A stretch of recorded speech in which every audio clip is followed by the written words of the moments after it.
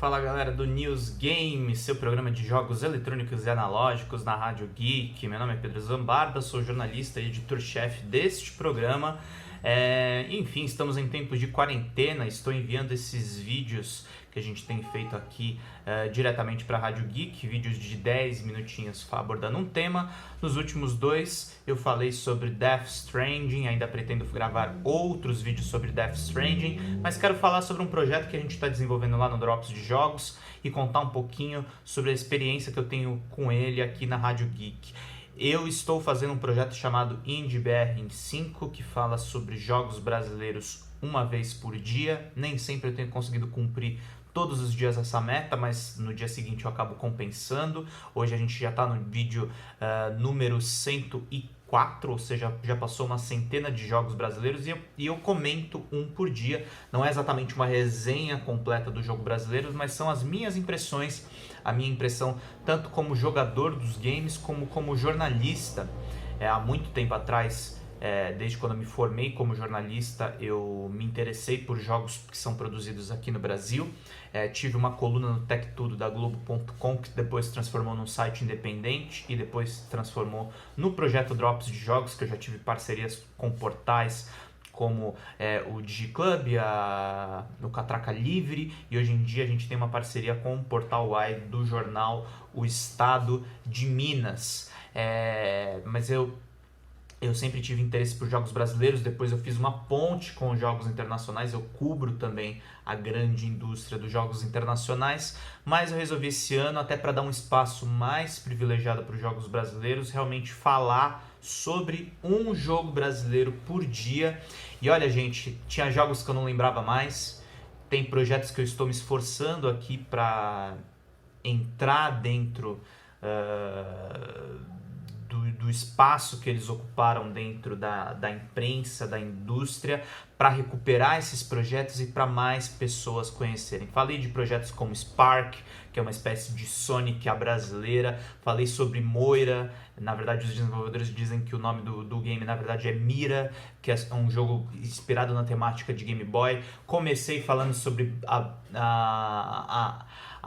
tríade. Hoje não é mais tríade, porque não são apenas... É uma tríade de jogos retrô muito bem feitos pela Joy Masher, que é o Blazing Chrome, que era um lançamento na época do lançamento desse projeto. Falei sobre Odalus, falei sobre Oniken. Para quem gosta de jogos retrô, esses jogos estão disponíveis no Steam por um preço extremamente acessível e eu falei sobre eles. Falei sobre a epopeia do Thorin, que foi um dos jogos mais famosos por utilizar recursos da Lei Rouanet e é um jogo místico muito interessante. Falei sobre a questão cultural brasileira muito presente em Dandara, que recentemente recebeu um DLC. Falei um pouco da importância do Shine, que é um jogo que foi desenvolvido, que fala sobre decadência e sobre robôs tentando restabelecer a energia deles e a relação com o criador do jogo, que era um policial militar e que via a violência no cotidiano e como esse jogo de uma certa forma prega a não violência. Falei sobre o sucesso comercial de Heavy Metal Machines, recuei lá no passado da Hoplon, que é uma desenvolvedora de Santa Catarina, para falar um pouquinho sobre Taekwondo, um dos primeiros MMOs de sucesso no Brasil, que chegou a ter milhares de jogadores. Falei sobre 99 Vidas, que é um jogo inspirado em podcasters, e falei sobre jogos inspirados também em youtubers. Falei da Lenda do Herói dos Irmãos Castro e também falei sobre os jogos do pessoal do Mundo Canibal, que fazem muito sucesso entre os desenvolvedores independentes. Falei sobre o Warlock's Tower, que é mais um jogo inspirado na temática Game Boy e que cada vez mais isso tem entrado entre os desenvolvedores com uma estética muito interessante de ser abordada diante do público. O público muitas vezes compra esses jogos são mais baratos. Falei um pouquinho de You Are Surrounded, que é um projeto que eu nem me lembrava mais, que era um shooter em 360 que funcionava principalmente através de tablets. Hoje em dia, infelizmente, não está mais no ar, mas falamos sobre eles. Falamos sobre Dungeon Land, que era de um estúdio que hoje em dia já não existe mais e que foi um jogo brasileiro que chegou ao top 10 do Steam, um sucesso absoluto, um sucesso muito interessante. A cena brasileira de games é uma série de histórias de sucessos, fracassos e projetos inacabados. Infelizmente, muitos projetos ainda estão inacabados, mas é essencial que o jornalismo cada vez mais cubra esses jogos brasileiros e que dê espaço para eles aparecerem mais e que conte a história desses desenvolvedores que muitas vezes não são contadas com um devido destaque, porque a grande indústria ainda se centra muito nos Estados Unidos, na Europa e no Japão, na Ásia. Hoje em dia a gente pode dizer que a China também é um player muito importante, uma vez que ela tem participação nas grandes empresas. Mas a gente precisa entrar em outros países europeus. Tem uma cena interessantíssima em diversos países que a gente não faz nem ideia. E o Brasil produziu, pelo menos nos últimos 15, 20 anos, graças a leis de incentivo, graças a editais e graças também, a gente tem que dizer, não foi só dinheiro público nesse jogo, graças a crowdfundings muito bem sucedidos, graças a empresas que deram a cara a tapa e que resolveram ir lá atrás dos seus jogos. A gente tem o caso do Ubermosh, que foi desenvolvido pelo Walter Machado, um desenvolvedor sozinho, fez um jogo que foi sucesso no Steam. E essas histórias precisam ser contadas e eu decidi lá nas últimas noites de 2019, eu falei, eu acho que eu vou gravar um vídeo por dia falando sobre jogos brasileiros da maneira que eu puder.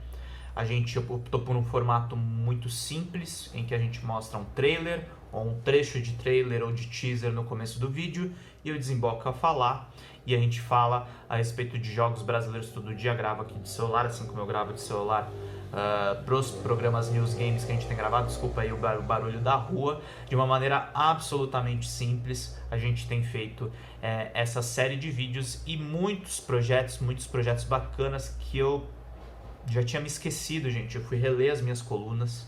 Eu trabalho com games brasileiros desde 2009, 2010, já são mais de uma década em cima desse assunto.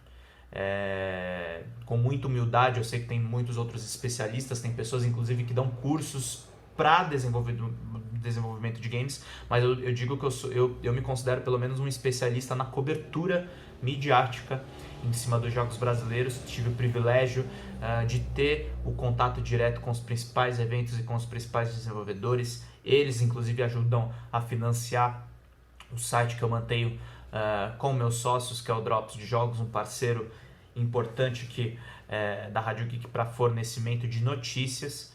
E a gente resolveu desenvolver esse projeto para falar cada vez mais de jogos brasileiros, para todos os jogos brasileiros que eu puder, eu dar aquele espaço de 5 minutinhos, de cerca de 5 minutinhos pelo menos, falando sobre projetos bacanas. Tem projetos voltados para filantropia, a gente tem o SOS Amazônia, SOS Mata Atlântica, peço perdão aí pelo pequeno equívoco que eu cometi aqui também. É importante preservar a Amazônia, mas esse aqui era projeto voltado para Mata Atlântica, produzido pela OVNI Studios, do Thiago Ardel de Moraes, um profissional que eu tive o privilégio de trabalhar com ele. Falamos sobre Xiló, que é um jogo com a cultura nordestina, o V de Vinagre, que era um jogo inspirado nos protestos de 2013 contra o aumento das passagens. Falamos de Squarehead Zombies, falamos do jogo do Cascão, falamos sobre os jogos inspirados na Turma da Mônica, que se tornaram grandes sucessos. Na verdade, são sucessos desde a época do Mega Drive, quando eles adulteravam determinados jogos e transformavam em jogos temáticos. Falamos sobre Cangaço e Cangaço Wargame, que foi um jogo que teve uma relativa repercussão pelas redes sociais. Falamos sobre Dragon Ball Z, a Batalha dos Deuses e Cavaleiros Zodíaco Cards, que foram jogos inspirados em animações feitas de maneira oficial pelo estúdio Aira, lá do Rio de Janeiro. Falamos sobre Soul Gambler, falamos sobre Super Button Soccer, que foi desenvolvido pela Smile, lá de Sorocaba, um estúdio muito importante no interior de São Paulo. Falamos de Looney Tunes World of Mayhem, inclusive a sua polêmica. Falamos sobre o grande sucesso, esse é um jogo da Aquiles. Falamos sobre o grande sucesso comercial e autoral da Aquiles, que é Horizon Chase e Horizon Chase Turbo, um jogo desenvolvido para celulares, outro jogo desenvolvido para consoles. Inclusive chegou no Switch e é um jogo que eu sou absolutamente viciado, um jogo brasileiro.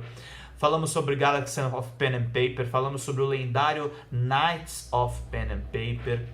E são 366 jogos, então vou me esforçar muito até o final do ano para falar sobre esses jogos. Eu não poderia deixar de gravar um News Games especial de uma centena de jogos brasileiros. Desse projeto que eu venho me esforçando já faz alguns anos.